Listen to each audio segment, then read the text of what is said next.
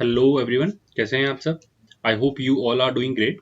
सो last class में अपन ने जर्नल एंट्री से रिलेटेड क्वेश्चंस को कवर अप किया था। आई नो कि वो आपके सिलेबस में नहीं है, बट स्टिल हमने उसका एक बेसिक ब्रीफ आपके पास होना चाहिए, बस उसके लिए उनको कवर कर दिया था। आई गेस आपने काफ़ी कुछ नया सीखा होगा इसमें। वैसे आप 11th 12th में काफ़ी प्रैक्टिस कर चुके हैं, बट थोड़ा सा नया सीखा होगा, थोड़े पैटर्न्स नए सीखे होंगे। चलिए, सो आप इस क्लास में हम स्टार्ट करते हैं चैप्टर नंबर 2, पार्टनरशिप। सो आइए देखते हैं। देखिए, समरी नोट्स का बेनिफिट ये आपके पास समराइज फॉर्म में सब कुछ है। बाकी जो डिटेल थ्योरी है वो अपन डीएस गरेवाल की बुक से डेफिनेटली पढ़ेंगे ही पढ़ेंगे। ठीक, तो अभी अपन अभी समराइज फॉर्म में कर रहे हैं, फिर एक बार समरी करने के बाद थोड़ा फिर अपन टीएस गरेवाल की बुक्स पे आएंगे और वहाँ के क्वेश्चन आप सॉल्व करेंगे। चलिए, तो पार्टनरशिप बेसिकली होता क्या है। पार्टनरशिप मतलब दो या उससे ज्यादा लोग मिलके कोई बिजनेस कर रहे हैं तो उसे पार्टनरशिप बोलेंगे। ठीक, सपोज आप और मैं मिलके एक बिजनेस कर रहे हैं, सो अपन दोनों को एक पार्टनरशिप बनानी पड़ेगी, उसको रजिस्टर कराना पड़ेगा, उसका पैन नंबर अलग से लेना पड़ेगा। Partnership is a separate legal entity. ठीक, लॉ की नज़र में पार्टनरशिप एक अलग ही एंटिटी है। ठीक, अ, सब जगह नाम किसका होगा, आपका और मेरा नाम नहीं रिकॉर्ड किया जाएगा, सिर्फ पार्टनरशिप का रिकॉर्ड किया जाएगा। तो अपन एक फिक्सिशियस नेम दे रहे हैं पार्टनरशिप को, ए बी पार्टनरशिप फर्म। ठीक, ए बी एंड कंपनी।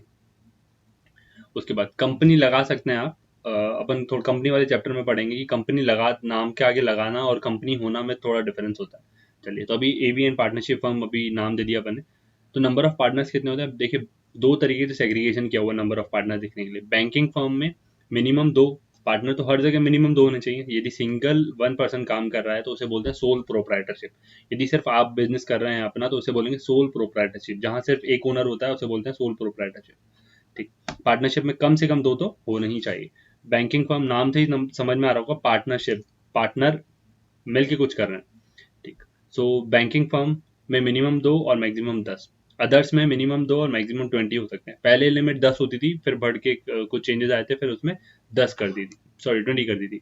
सो 2 से 10 और 2 से 20। उसके बाद if partnership deed agreement is silent, यहाँ अपन आगे थोड़ा क्वेश्चन स्पेसिफिक पे।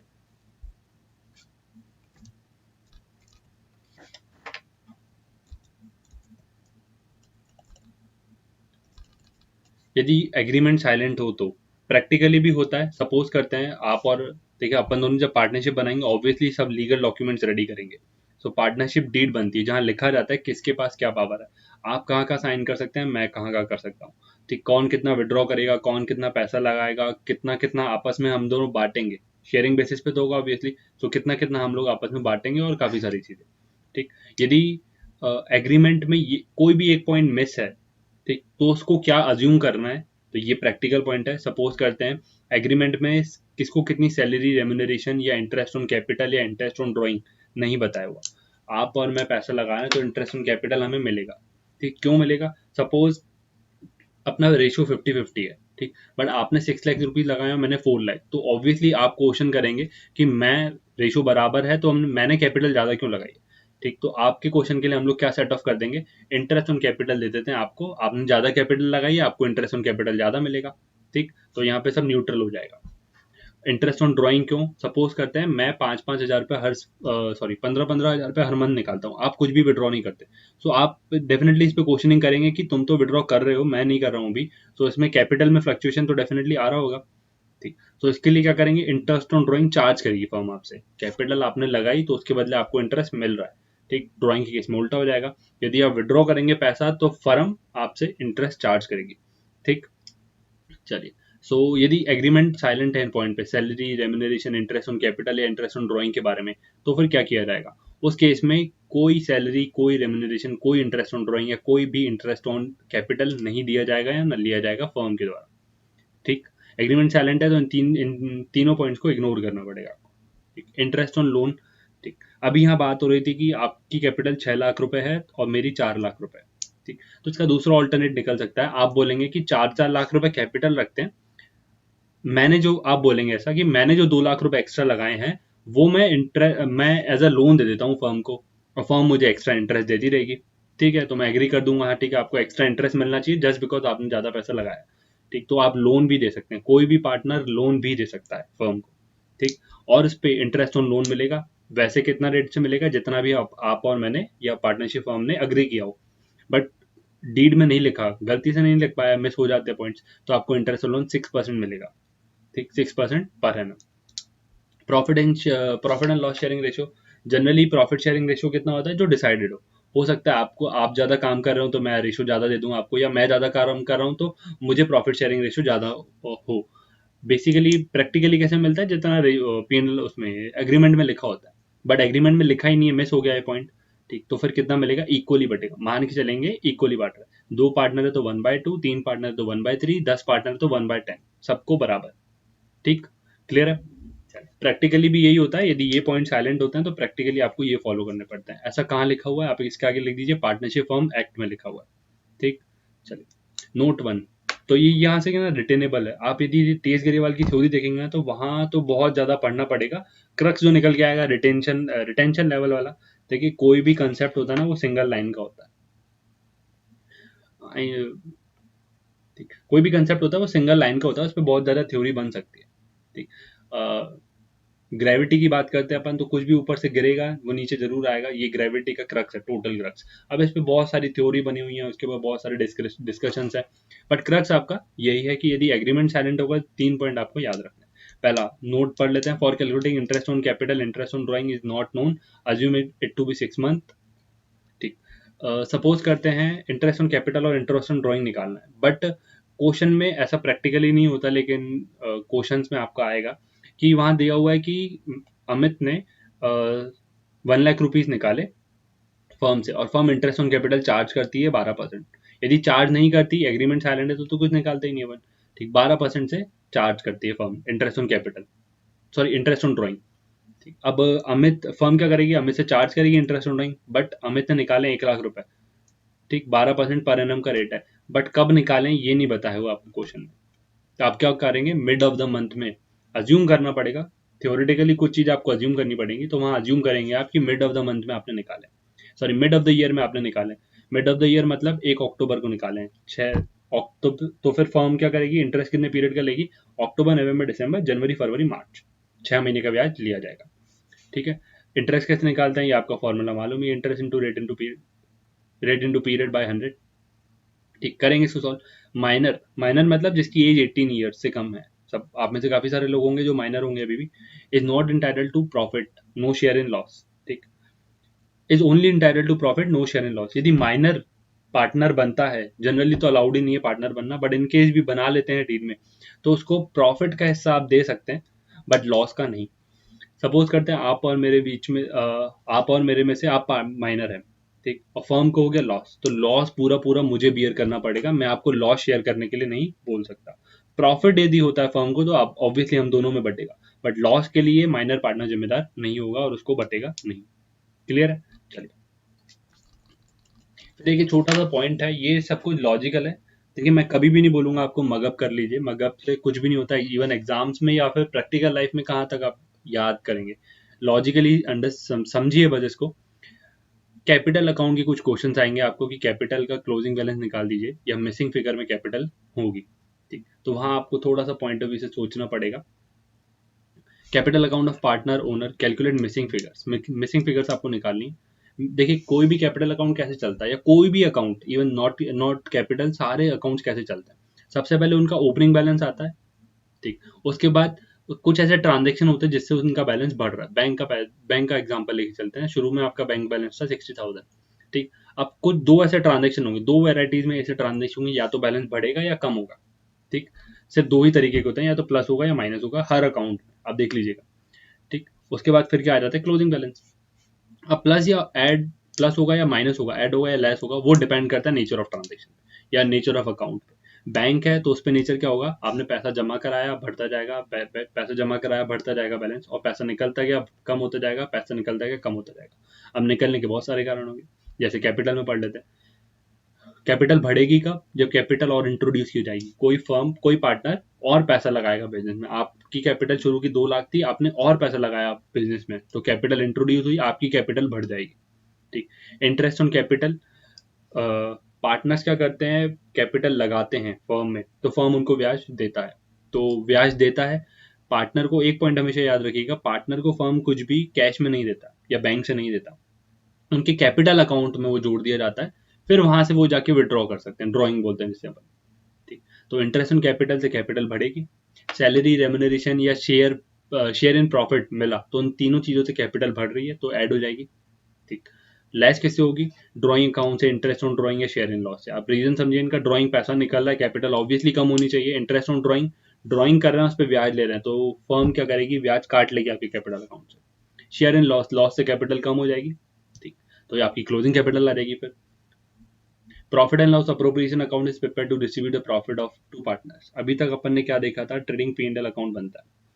ट्रेडिंग से क्या निकलता है, थोड़ा लॉजिकली सोचिए, ट्रेडिंग से निकलता है ग्रॉस प्रॉफिट बेसिकली। और थोड़ा लॉजिकली सोचिए, ग्रॉस प्रॉफिट क्यों निकाल रहा है, मतलब एक ही नेट प्रॉफिट क्यों नहीं निकाल रहा है, ग्रॉस प्रॉफिट का मतलब क्या है।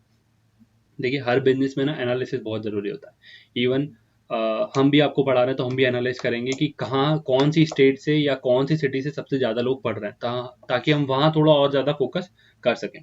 ठीक, तो एनालिसिस हर जगह होता है। इवन आप भी कहीं ना कहीं एनालिसिस करेंगे कि ये टीचर अच्छा पढ़ा रहे हैं या ये टीचर अच्छा पढ़ा रहे हैं। कंपैरिजन तो डेफिनेटली हर जगह होता है, तो एनालिसिस होता है, इनके यहाँ का रिजल्ट अच्छा है या इनके यहाँ का रिजल्ट अच्छा है। ठीक, तो हर कोई एनालिसिस करता है, सेम ऐसे बिजनेस में भी एनालिसिस होता है। तो ट्रेडिंग अकाउंट से निकलता है ग्रॉस प्रॉफिट। ट्रेडिंग अकाउंट बनाते हैं केवल ट्रेडर लोग। ठीक, वहां से मालूम पड़ता है कि जो मेन बिजनेस है, सपोज करते हैं आपका फर्नीचर का बिजनेस है, तो आपके मेन फर्नीचर को खरीदने बेचने से कितना प्रॉफिट या लॉस हुआ, तो ग्रॉस प्रॉफिट ग्रॉस लॉस बचेगा। अब हो सकता है फर्नीचर के अलावा आपको कहीं से आपने एफडी बना के रखी हो बैंक में, तो वहां से इंटरेस्ट आ रहा है, कहीं और से कहीं दूसरी कमीशन आ रही है। आपके पास दो तीन दुकानें पड़ी हैं, वो आपने रेंट पे दे दी हैं, तो वहां से रेंट की इनकम आ रही है, तो ये सब आपके पीएनएल अकाउंट में चला जाता है। ठीक, इनडायरेक्ट इनकम बोलते हैं जिसे अपन, आपने लास्ट क्लास में देखा होगा, इनडायरेक्ट इनकम जिसे बोलते हैं अपन। तो इनडायरेक्ट इनकम पीएनएल में जाएगी। ट्रेडिंग अकाउंट में केवल आपका जो मेन बिजनेस है उससे कितना प्रॉफिट लॉस हुआ वो निकलेगा। ठीक, काफी सारे लोग क्या करते हैं, सपोज आपका फर्नीचर का एक बिजनेस है, एक टॉफी का बिजनेस है, और एक आपका एक आपका ग्रोसरी का बिजनेस है, तो आपको अब आप ऑब्वियसली तीन पीएनएल अकाउंट बनाओगे, सॉरी तीन ट्रेडिंग अकाउंट बनाओगे। वहां से आपको जानना है कि मुझे किस जगह से कितना प्रॉफिट हुआ। रीजन बिंग क्यों जानना है, क्योंकि सब एनालिसिस, डिसीजन तो तभी ले जाएंगे ना जब तक अपने पास डेटा ना हो। ऐसे कैसे डिसीजन, आपको सपोज ग्रोसरी से लॉस हो रहा है और बाकी दोनों यूनिट से बहुत प्रॉफिट हो रहा है, तो आप क्या करेंगे, तीनों को चलाएंगे? नहीं, लॉजिकल इंसान क्या करेगा, ग्रोसरी से लॉस हो रहा है तो वहां फोकस ज्यादा करेगा, क्या उसको प्रॉफिट में ला सकते हैं, नहीं ला सकते तो ग्रोसरी को बंद कीजिए। ठीक, तो एनालिसिस तो बहुत जरूरी, तो ऐसे ही हर बिजनेस एनालाइज करता है। ट्रेडिंग अकाउंट से ग्रॉस प्रॉफिट निकलता है, रीजन बीइंग आपका मेन बिजनेस से कितना प्रॉफिट हुआ। पीएनएल अकाउंट से नेट प्रॉफिट निकलता है, हाँ मेन बिजनेस के अलावा भी नेट कितना इनकम हुई आपकी, तो इसलिए सेग्रीगेशन किया जाता है, ट्रेडिंग और पीएनएल में डिफरेंस निकाला जाता है। ठीक, चलिए उसके बाद फिर पीएनएल अप्रोप्रिएशन अकाउंट क्यों बनता है। देखिए जब कभी भी ओनरों को कुछ बांटना हो, ठीक, मालिकों को कुछ बांटना हो, मैं थोड़ा हिंदी में भी यूज करूंगा, ओनरों को या फिर मालिकों को कुछ बांटना हो तो उन्हें पीएनएल अप्रोप्रिएशन अकाउंट के थ्रू बांटा जाता है। ट्रेडिंग अकाउंट से ग्रॉस प्रॉफिट निकलता है, gross profit will come in your net profit, sorry PNL account, PNL account से निकलता है net profit, net profit will go in PNL appropriation account, यहाँ से फिर ओनर्स में डिस्ट्रीब्यूट होता है। ठीक, कैसे होता है ये अपन देखेंगे, क्वेश्चन आते जाएंगे और क्लियर होते जाएगा। ठीक, यदि ओनरों को या पार्टनर्स को कुछ बांटना है तो वो पीएनएल अप्रोप्रिएशन अकाउंट के थ्रू बटेगा। क्लियर है, चलिए इंटरेस्ट ऑन ड्राइंग कैलकुलेट कैसे करेंगे, अभी इस पे एक फॉर्मूला अपन देख लेते हैं। देखिए ना थोड़ा सा थ्योरेटिकल हो जाएगा, ये प्रैक्टिकली तो नहीं होता। क्वेश्चन में बताया हुआ रहेगा आपको कि मंथ अमित है, वो 5,000 रुपये हर महीने विड्रॉ करते हैं at the end of the month, या at the beginning of the month, या फिर at the mid of the month. ठीक, तो यहाँ पे दो चीजें कांस्टेंट हो गई, एक कि जो भी पार्टनर विड्रॉ कर रहा है वो फिक्स अमाउंट विड्रॉ कर रहा है हर महीने, दूसरा डेट सेम सेम डेट पे, हर महीने की सेम डेट पे कर रहा है, या तो मिड ऑफ द मंथ 15 तारीख को, या एंड ऑफ द मंथ 30 तारीख को, या first day of the month 1 तारीख को। ठीक, क्वेश्चन में बोलेगा ये जो ड्राइंग कर रहे हैं उस पर इंटरेस्ट ऑन ड्राइंग कैलकुलेट कीजिए।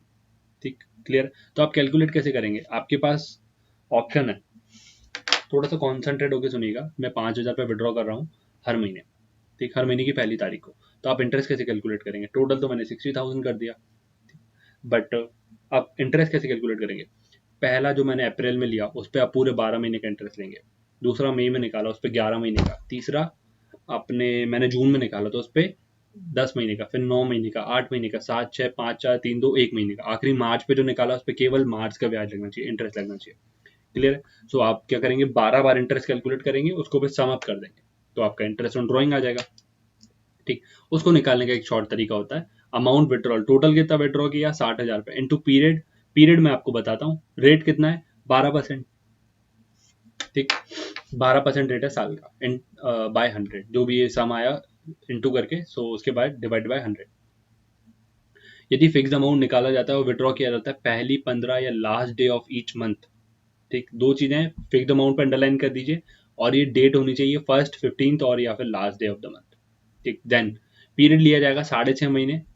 आपको है ना हर इंस्टॉलमेंट पे नहीं निकालना, आप सीधे 6.5 महीने का दीजिए। मिड ऑफ द मंथ निकालेंगे तो 6 महीने का और last day of the month निकालेंगे तो 5.5 महीने का। क्लियर है? चलिए, अब आप बोलेंगे ये कैसे निकला, मतलब ये शॉर्टकट क्यों? ये बेसिकली साइंटिफिक तरीके से मैथमेटिक्स है, ऐसे इसको ट्रायल वर्जन पे किया गया होगा तो उसमें एक ही शॉर्ट तरीका निकल के आया। ठीक, पहली तारीख को 6.5 महीने का, मिड ऑफ द मंथ 6 महीने का और last day of the month 5.5 महीने का। इसको याद कैसे किया जाए? लास्ट डे आप कुछ इंटरेस्ट निकाल विड्रॉ करेंगे तो ऑब्वियसली उस पर कम ब्याज लिया जाएगा, तो 5.5 महीने का ही लिया जाएगा।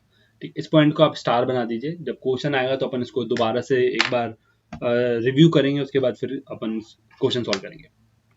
मेन पॉइंट की बात करते हैं, रिकंस्टिट्यूशन ऑफ पार्टनरशिप। ठीक, रिकंस्टिट्यूशन अपन पार्टनरशिप में दो चीजें पढ़ेंगे। मैंने आपको बताया था कि अपन 6 चीजें पढ़ेंगे, 6 को 2 पार्ट्स में स्प्लिट कर दिया, रिकंस्टिट्यूशन और डिसोल्यूशन। ठीक, अपन ने जब अपन इंडेक्स पढ़ रहे थे अपन ने देखा था एडमिशन, रिटायरमेंट, डेथ। ठीक, एडमिशन मतलब कोई आता है, रिटायरमेंट मतलब कोई जाता है, डेथ में भी कोई जा ही रहा है, तो रिटायरमेंट और डेथ आर इक्विवेलेंट। ठीक, उसके बाद तीसरा पॉइंट होता है change in profit sharing ratio, आपस में ही रेशियो चेंज कर दिया। ठीक, पहले अपन दोनों 50-50 बांटते थे, हमेशा अपन पार्टनरशिप के एग्जाम्स में अपन दोनों करेंगे, अपन दोनों 50-50 बांटते थे, अब मेरा हिस्सा 60 हो गया, आपका 40 हो गया। ठीक, तो क्या क्या चेंजेस करने पड़ेंगे? रेशियो चेंज हो गया सिर्फ, उसके अलावा क्या क्या चेंजेस करने पड़ेंगे?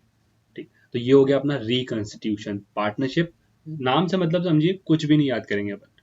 ठीक, सिर्फ समझेंगे रिकंस्टिट्यूट हो रही है पार्टनरशिप। ठीक, तोड़ के दोबारा से बन रही है। डिसोल्यूशन का मतलब क्या होता है? डिसोल्यूशन मतलब पार्टनरशिप फॉर्म आपको खत्म करनी है, वाइंड अप करनी है। ठीक, सारी असेट लायबिलिटीज बेच दीजिए और सभी असेट को बेच दीजिए, सभी लायबिलिटीज को चुका दीजिए और जो भी बचता है वो कैपिटल पार्टनर्स को बांट दीजिए, पार्टनर्स में बांट दीजिए।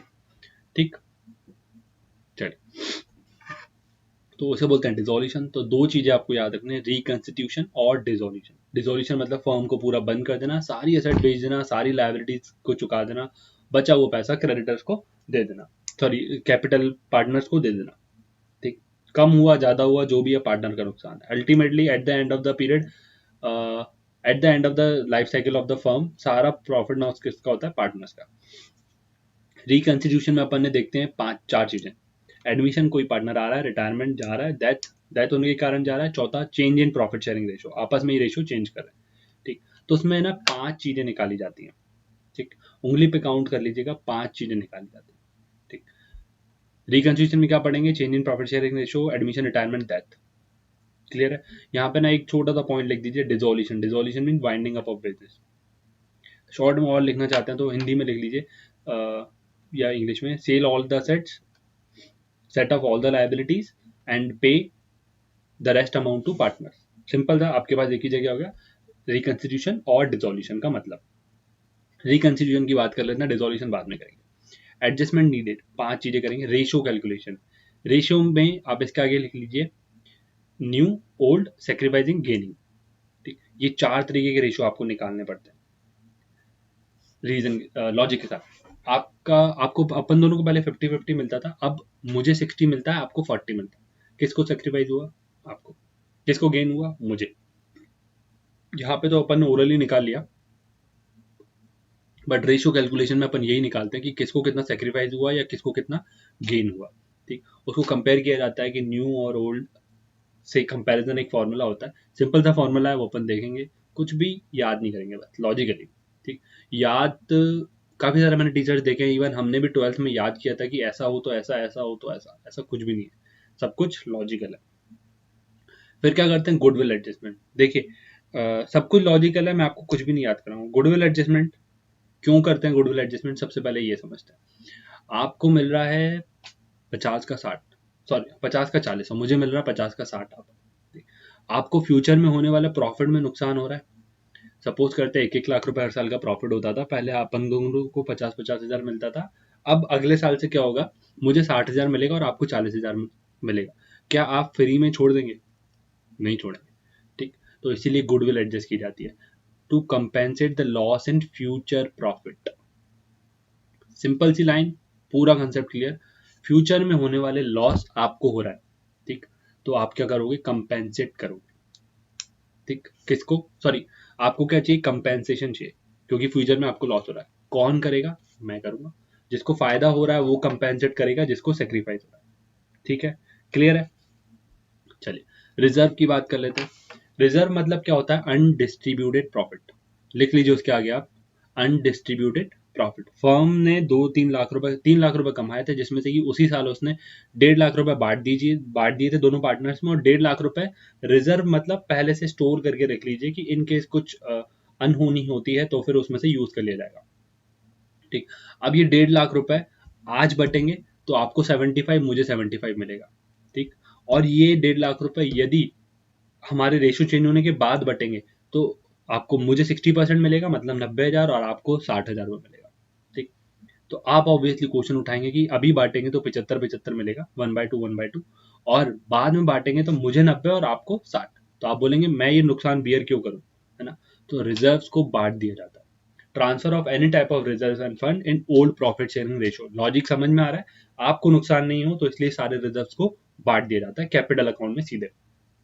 ठीक, एंट्री क्या होगी, इसको अभी छोड़ देते हैं, बंद करेंगे। अभी लॉजिकली समझते हैं ऐसा क्यों कर रहे हैं। ठीक, फिर अगला आता है रीवैल्यूएशन ऑफ असेट लायबिलिटीज।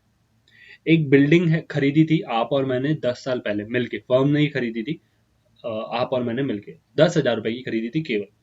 आज उसकी वैल्यू 10 करोड़ रुपए है, या 1 लाख रुपए की खरीदी थी, या सपोज करते हैं 1 करोड़ रुपए की खरीदी थी, आज उसकी वैल्यू 10 करोड़ है।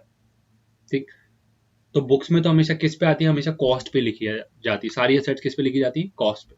ठीक, बट आज उसकी मार्केट वैल्यू, आज बेचते हैं तो उसकी मार्केट वैल्यू कितनी होगी, 10 करोड़ रुपए। ठीक, तो इनडायरेक्टली 9 करोड़ रुपए का ये कुछ प्रॉफिट है। ठीक, आज यदि ये प्रॉफिट बढ़ता है तो आपको 4.5 करोड़, मुझे 4.5 करोड़। ठीक, फ्यूचर में बढ़ता है तो ये 9 करोड़ रुपए 60-40 में बटेगा, फ्यूचर में बटेगा तो जो रेशो उस टाइम चल रहा होगा उसी रेशो में बटेगा। तो 9 करोड़ का 60%, 5 करोड़ 40 लाख मुझे, 9 करोड़ का 40%, 3 करोड़ 60 लाख आपको। ठीक, आप ऑब्वियसली क्वेश्चन उठाएंगे कि मुझे अभी बांटते हैं ना, क्योंकि अभी तक की इनकम हुई है ना, फ्यूचर में बांटेंगे तो मुझे नुकसान है, आप बोलेंगे ऐसा कि मुझे नुकसान है। तो इसी के लिए हाँ, हम दोनों अग्री करेंगे कि असेट को रिवैल्यू कर देते हैं, बेच नहीं रहे हैं, केवल नई वैल्यू पे दिखा रहे हैं, मतलब मार्केट वैल्यू पे दिखा रहे हैं। ठीक, रिवैल्यूड वैल्यू पे दिखा रहे हैं। ठीक, उससे क्या होगा, एक इनडायरेक्टली 9 करोड़ का प्रॉफिट जनरेट होगा रिवैल्यूएशन अकाउंट से, और वो रिवैल्यूएशन अकाउंट आपका प्रॉफिट आपकी कैपिटल में और मेरी कैपिटल में पुराने रेशो के हिसाब से बांट दिया जाएगा।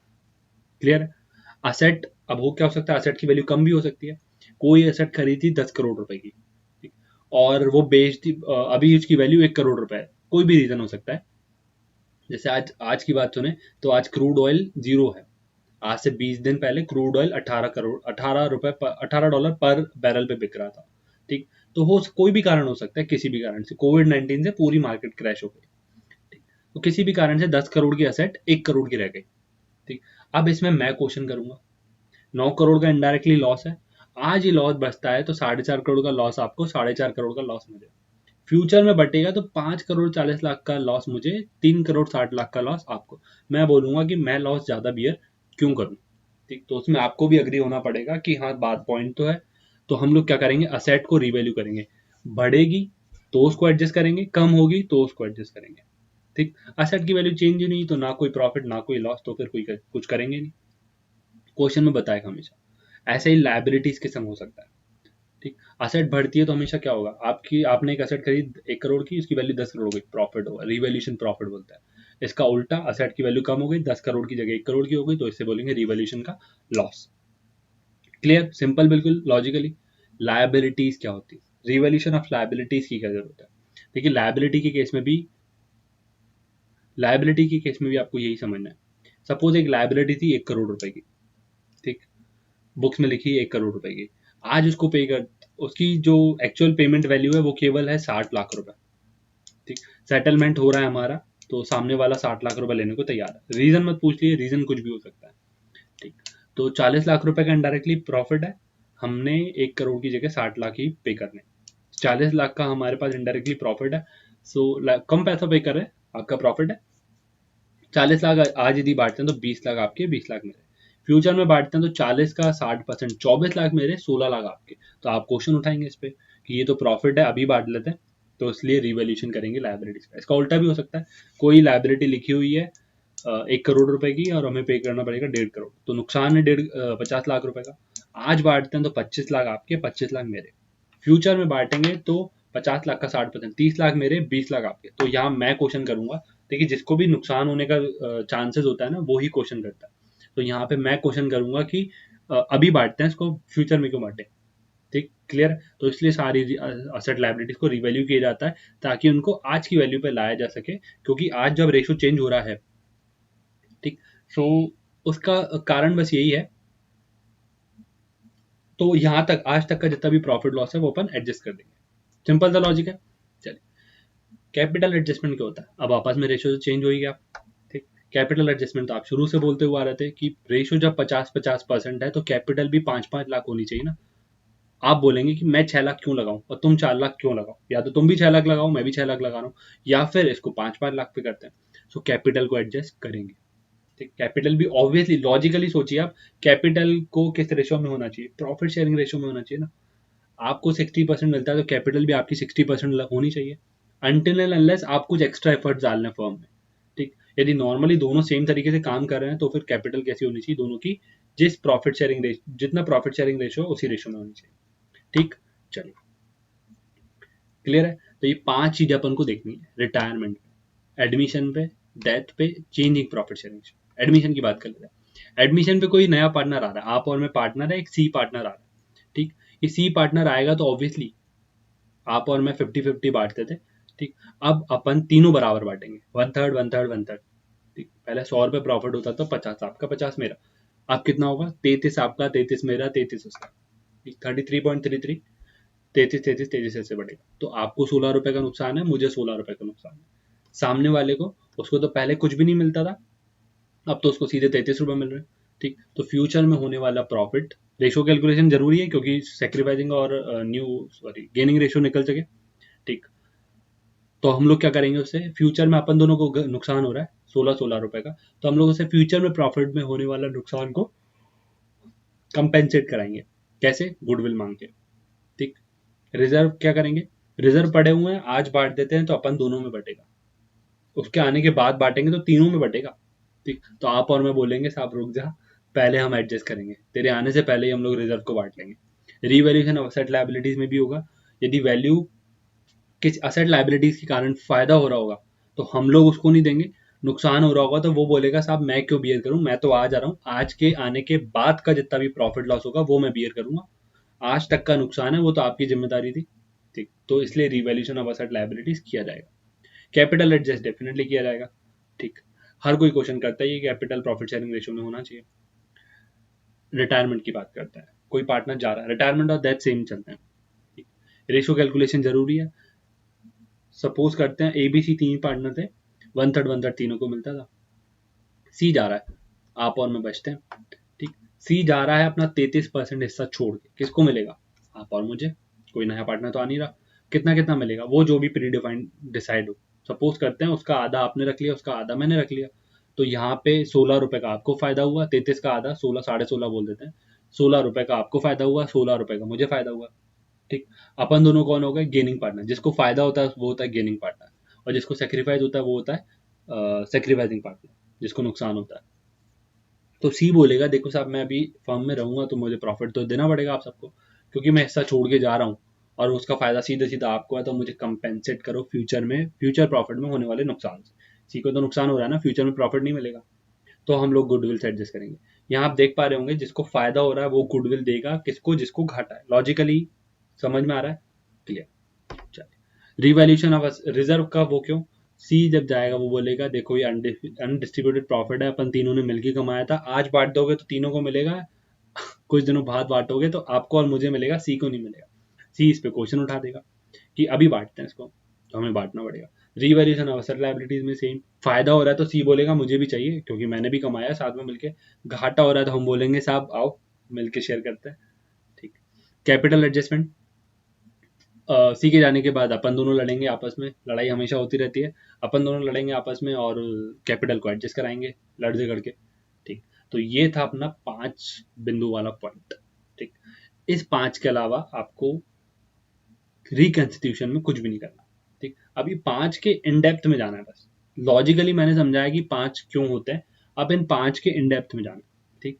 तो आज की क्लास अपन इतनी रखना है, ज़्यादा बड़ी नहीं करेंगे वरना आपको डाउनलोड होने में या बफर करेगी, ठीक।